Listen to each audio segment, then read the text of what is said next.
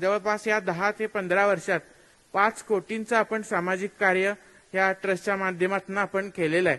आणि याच्यात शैक्षणिक मदत असेल, आर्थिक काही लोकांना मदत असेल आणि आयुर्वेदाच्या संदर्भातली जी तपासणी शिबिरं आहेत त्यांची मदत असेल। तसंच भारतासमोर जो महत्त्वाचा प्रॉब्लेम आहे तो कुपोषणाचा आहे आणि ह्या कुपोषणाच्यासाठी सुद्धा मोदामृत नावाचं आपण अभियान सुरू केले। चला भारत सशक्त करूया या अंतर्गत आपण हे अभियान करतोय। आणि कोल्हापूर जिल्ह्यातील काही नागपूर जिल्ह्यातील आहेत, भंडाऱ्यातील आहेत, पुण्यातील आहेत, बारामतीतील आहेत, अशा अनेक जिल्ह्यातील आपण लहान लहान मुलं जी कुपोषित आहेत त्या कुपोषितांसाठी आपण कार्य करतोय आणि त्याचे 90% कुपोषणातनं ती नॉर्मल बालकात त्यांचं रूपांतर झालेलं आहे। आणि या निमित्तानं आपण अनेक सामाजिक कार्य या ट्रस्टच्या माध्यमातून, विश्ववतीच्या माध्यमातून करत असतो।